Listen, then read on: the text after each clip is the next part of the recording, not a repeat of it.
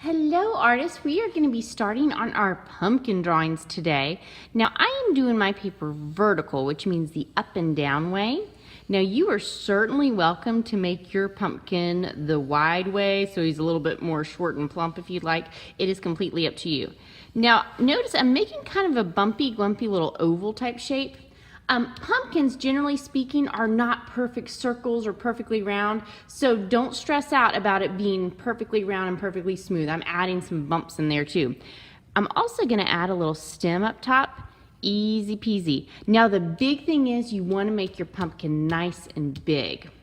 Now once you finish doing your pencil drawing of the pumpkins, what we're going to do is you are going to write your name on the back as well as your homeroom teacher's name on the back.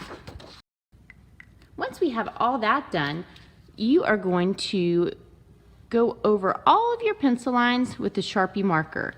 Now notice, artists, I am not pressing down hard on that Sharpie. I am just kind of letting it flow, and I'm going nice and slow over my pencil lines. Now if I have extra pencil lines sticking out that I didn't go over perfectly with that Sharpie, that's okay. What you want to do is just take the time and the care to erase those out so it looks nice and neat.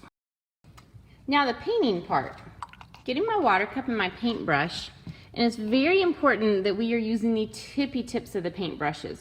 Artists, I've seen a lot of y'all lately really mashing down on the heads of these paintbrushes, and it's hurting the paintbrushes so badly. So you want to make sure that you take the time and the care, and you're just using the tippy tip of that paintbrush not only to paint, but to get the paint out, just as you see me doing right now. Now when I have a good amount of water and paint on that paintbrush, I'm going to go ahead and start to paint onto that pumpkin, using the tippy tip and letting it glide on there.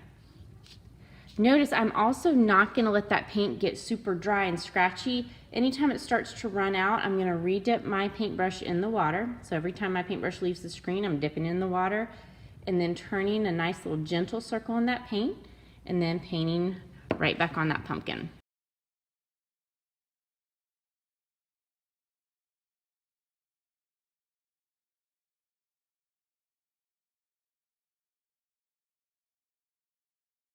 Now once you're done painting the pumpkin, if you would like to add color to the stem, you certainly may. Brown or green would be a nice choice, but if you want to do a different color, you certainly may. I'm painting the stem, but if you are more comfortable getting some crayons and doing it with crayons, you are certainly able to do that as well. Okay artists, it is time for your wonderful expressions on your pumpkins.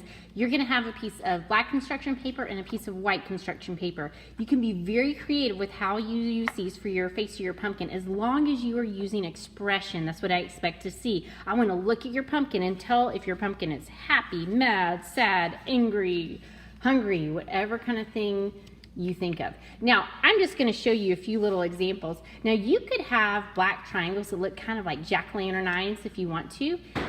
You could have kind of this little upside down rainbow type shape as a mouth. If it's positioned like that, what does he look like? He looks happy. If he's positioned like that, what does he look like? He looks a little sad.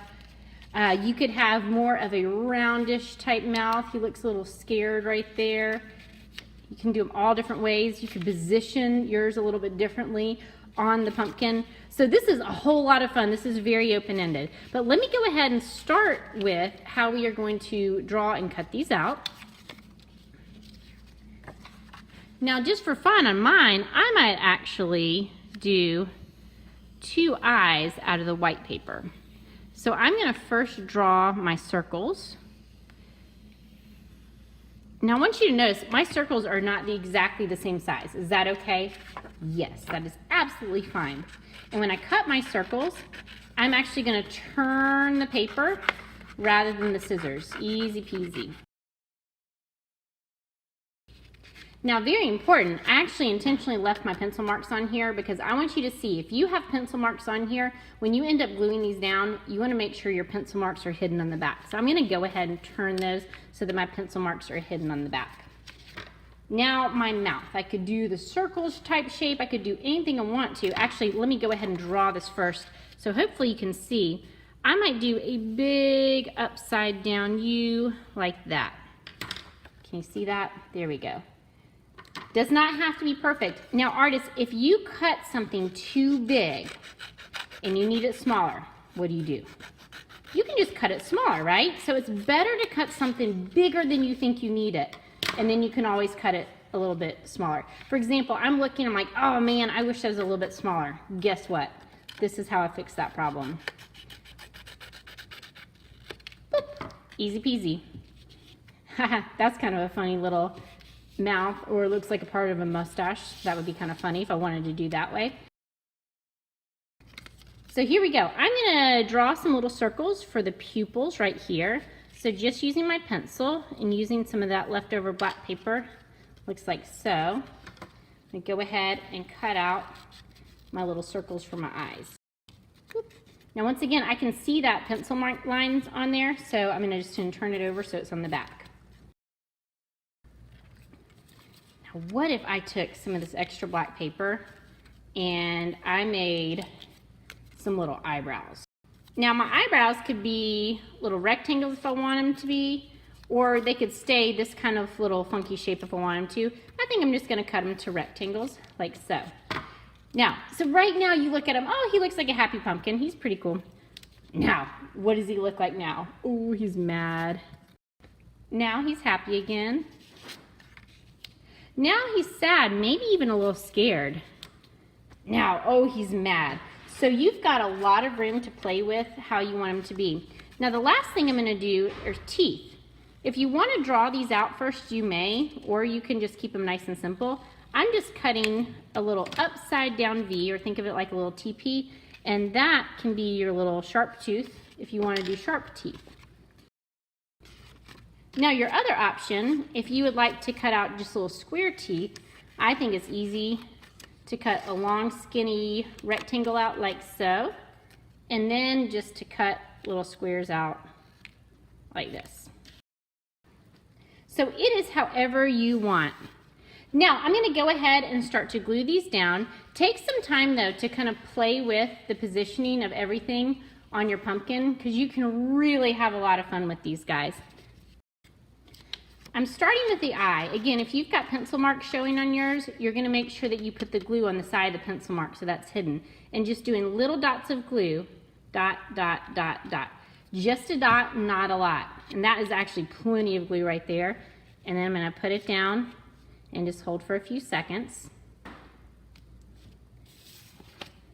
You can go ahead and hop over to my little pupil.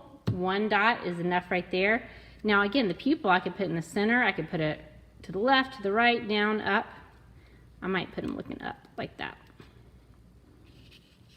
Now I'm going to continue with these dots of glue until I glue the whole thing down.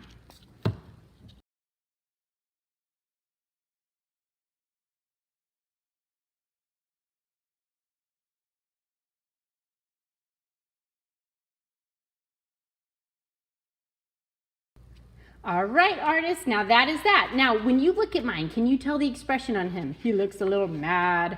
So I have achieved my goal for this. I've created a pumpkin and I've collaged an expression on there. Hope y'all enjoyed this. Thanks for watching, guys.